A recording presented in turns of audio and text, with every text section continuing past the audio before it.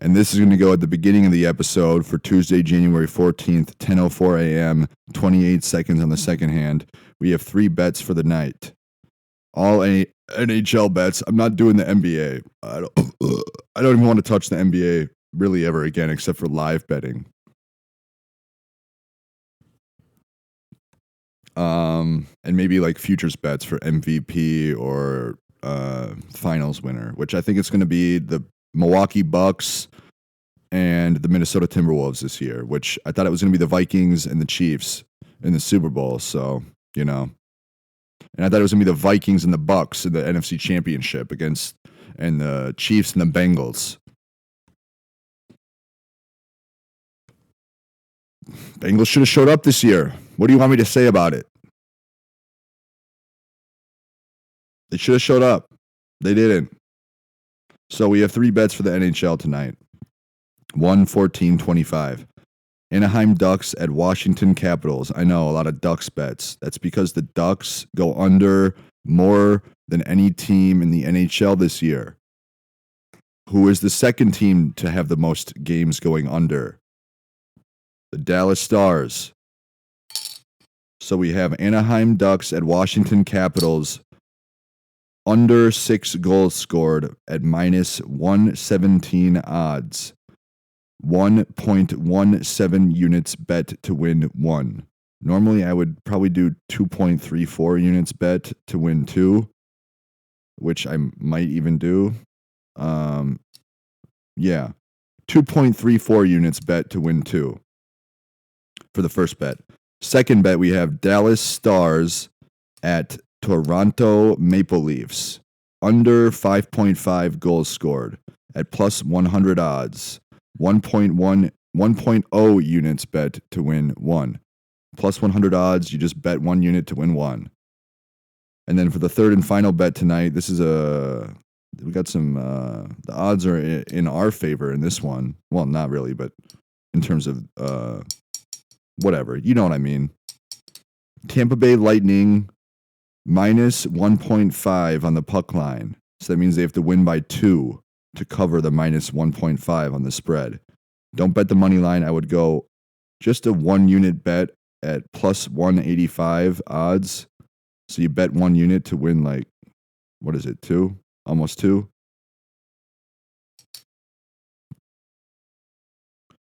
So Tampa Bay Lightning minus 1.5 on the puck line, which is the same thing as the spread. It's just the puck line. They have it at minus 1.5 for the spread for every NHL game, and they just change the odds. So it's plus 185 here. If you bet against the Tampa Bay Lightning, so that would be, who do they play? Tampa Bay Lightning play the Boston Bruins. And the Boston Bruins are the worst team in the NHL against the spread this year, against the puck line. They are 14-31 against the spread, so against the puck line. And Tampa Bay they're not insanely good, but they're good enough to the point where I really like the odds.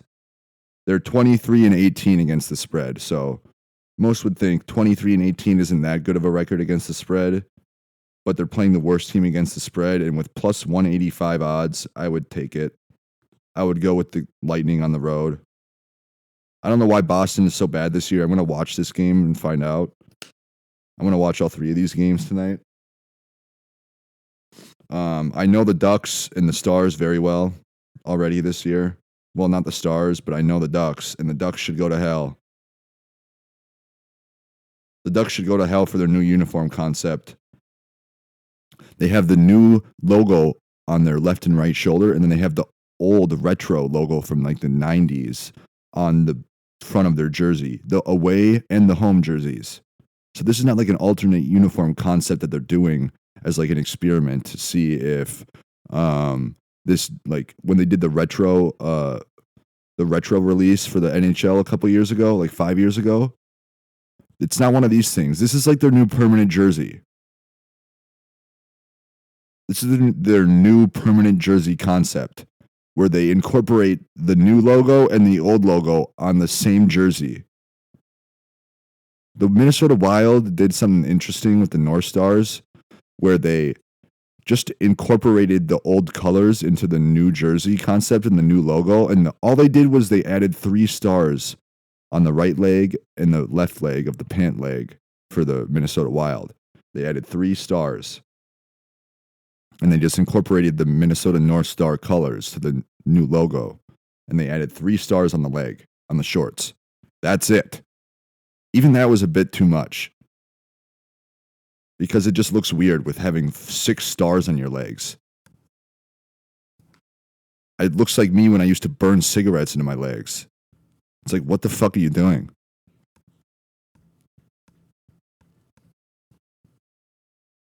But that's what they did, and they said even the owner of the Wild was like, all right, that's a little bit too flashy. That's a little bit too much. Like, there's no point to it. Maybe 1 star. But 3, because of the North Star. 1 star on each leg, but 3 of them is over the top. It probably has something stupid to do with Minnesota or something. But the Anaheim Ducks new logo and the old logo on the same jersey for every single game that they play this year pretty much is so disgusting. I might, dude, I'm just going to say I might buy the Ducks.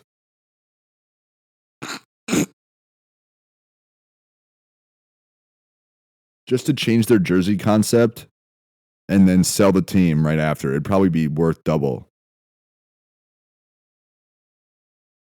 The team would probably be worth twice as much after I did that. Just that. So anyways, those are the 3 bets for the night. Terrible weekend in the NFL. Really bad. But I'm still 52-40 this year on the NFL. 52-40. So that's what, 92 bets? So if I go 8-0, that means we're at 60%. 60% of the bets hit if we go 8-0. 40% did not hit, which is, I'd much rather go 60% than 52%. So I'll watch some NFL highlights of this year. I'll try to watch a couple full games of some playoff teams and see if I can see how their defense and offensive play calling is looking, and try to see if there's a full game of their opponent that they're playing this weekend, just to get a kind of a scope on, see if any of these teams played each other. Let's think. We got the Texans at the Chiefs. They played just a couple weeks ago. And then we have the Ravens at the Bills, which they played in week 5 or 6. I remember that night. I was supposed to do a Jesus episode that night. And I started talking about Jesus, and then I got cut off. I had a really good story about drunk driving and Jesus. And I lost it on the hard drive. It was a really good tale about trials and tribulations and traffic and snowplow routes and how well they do the snowplow on the first snow of the year. They're really bad at it. It seems like they're really like behind the ball on the very first snowfall every single year, or the first 2. Like the snowplows are not out there. It's like a playoff team after a first round, after they rest their starters the final week and they have a first round bye. So they basically have 3 weeks off, which they haven't had that much time off from football since before the season started. So it takes a lot to get them back into the zone, you know what I mean? So I have a really good story on that hard drive. I had a really good 17 minutes on COVID. I had another 30 minutes on simulation theory disapproval. I had another hour and a half on some really wild shit. I had another 30 minutes on my cousin and my sister that I lost, actually, completely. It's not even on the hard drive, I don't think.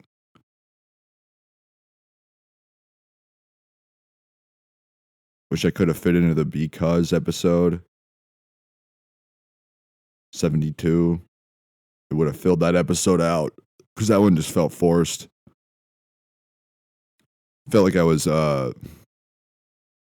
being held at gunpoint, trying to get the episode out because it was episode 72. And I got to do the episode because it's 72. It's just weird when you put out an episode like that. You know what I mean? And go do the bets. And yeah, I could fill this episode out for another 40 minutes. Just kidding. Tuesday, January 14th, 9:53 a.m., 42 seconds on the second hand. As I said in the most recent episode, that is 4 hours and 13 minutes. Go listen to that one. It's a really good episode, actually. I'd highly recommend it to Chrissy Teigen's podcast listeners.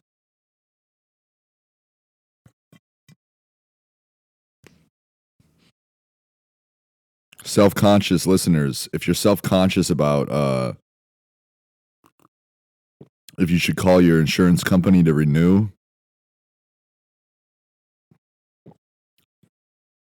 don't worry, just listen to Self-Conscious and maybe you won't be self-conscious about it because that's kind of the motto of her show, right?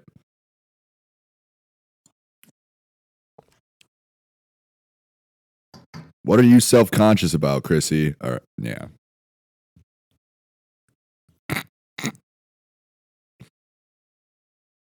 It was a really bad betting weekend in the NFL. It's terrible. I know I said I would never bring you another negative weekend in the NFL betting for the rest of my entire life. I said that last week. Well, I was wrong. That week is upon us. You know, sometimes you win some, sometimes you lose some. There's never going to be, you're never going to be 100%. You're never going to be 80%. I might be. I strive to be. I'm not trying to be better than anybody. I want to give you winning bets. That's the thing. I think I can do 80% like 1 year, but it's impossible to hold on to that kind of like winning percentage over the course of years. Just an FYI. If you're like, oh, Hayden, you should stay in your lane. You should focus on doing comedy or focus on doing, you should go to an open mic in Baldwin, Wisconsin.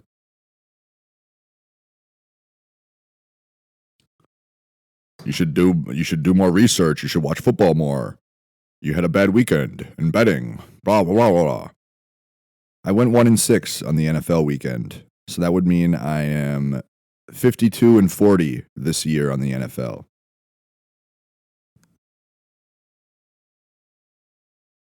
I was 1-6 during wild card weekend for the NFL playoff weekend this past weekend.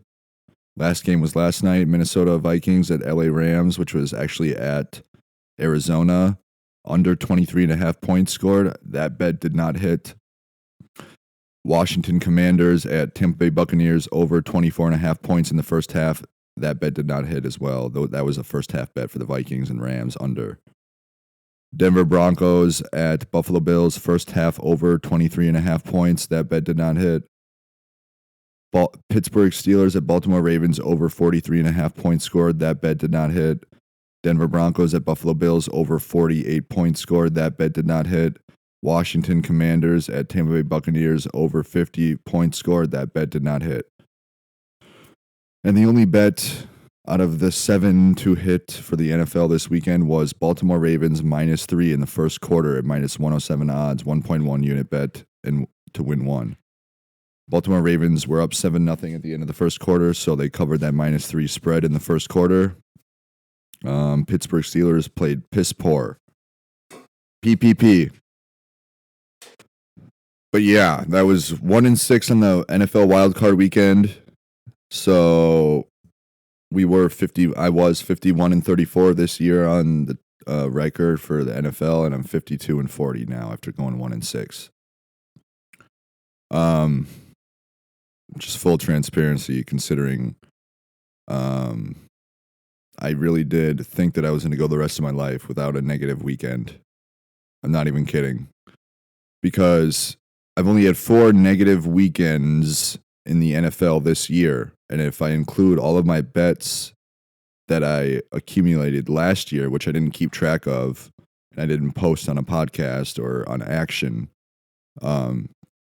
I didn't have a single negative betting weekend in the NFL over over the course of the regular season or the playoffs last year at all. Not one single weekend. Not one single weekend did I go negative in a betting weekend. So there's 18 regular season weeks in the NFL, and then there's 4 if you include the Super Bowl for the playoffs. So there's 22 weeks of football in the NFL. And I was basically, I don't think I bet on anything in the Chiefs and 49ers Super Bowl. So technically 21 weekends. So 21 last year. And then there were 18 regular season weeks this year, which I didn't bet on half of them. Half of them I was too busy staring at the ceiling.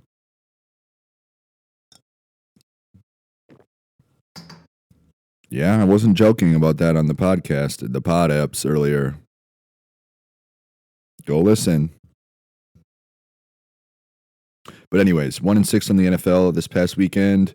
The NHL bets were the past weekend. Yeah. Sunday was 2-0, plus 4 units. Anaheim Ducks at Carolina Hurricanes, excuse me, not the Panthers. Anaheim Ducks at Carolina Hurricanes under 6 goals at minus 102 odds, 1.02 units bet to win 1 unit. That bet hit 1-0. Dallas Stars at Ottawa Senators under 6 goals scored at minus 120 odds, 3.6 units bet to win 3 units. And that bet hit 2-0 on Sunday. Yesterday for the NHL, we were 1-1. Calgary Flames at Chicago Blackhawks under 6 goals scored at minus 110 odds, 1.1 unit bet, and lost because there were 7 goals scored in that game. I didn't watch the game because I was watching the Vikings, but it was 5-2 Calgary. So the Flames definitely brought the Flames to Chicago, and Chicago shit the bed once again. I mean, what's new with Chicago sports? Hit the fucking road. Sell all your teams and hit the fucking road. Clearly none of you know how to run and own a sports team in Chicago. Except the 2014 Cubs. And that was what, 11 years ago? Yeah. And the second bet last night, which hit, was LA Kings at Edmonton Oilers. They were at Edmonton. They didn't play in LA. Under 5.5 goals scored at plus 100 odds, 1 unit bet to win 1 unit. So 1-1 yesterday, minus 0.1 units lost because of the minus 110, 1.1 unit bet on the Calgary Flames and Chicago Blackhawks under. It was minus 110 odds, so I bet 1.1 unit to win 1, and that bet did not hit. So I lost 1.1 unit. The bet for the LA Kings at Edmonton Oilers under 5.5 was plus 100 odds. So I bet 1 unit to win 1 unit. So it's plus 100, which means I don't add the 0.1 to cover the extra minus 10 that the bookie takes online. So even odds is minus 110. So you would have to, if a unit amount for you, if 1.1 unit is $11, that means you would bet $11 to win 10 versus betting 10 to win like 9.1 or $9.10. It's kind of awkward, right? Like betting $10 to win $9.10. I'd rather move it up to bet $11 or bet $110 or whatever it is that you want to bet. If you want to bet 1.1 cigarettes on the Calgary Flames at Chicago Blackhawks to go under, then do that. If you have an extra cigarette, can you bring one to me? I haven't had one in like 10 days. Just kidding. I don't. And yeah, whatever. This is gonna, yeah.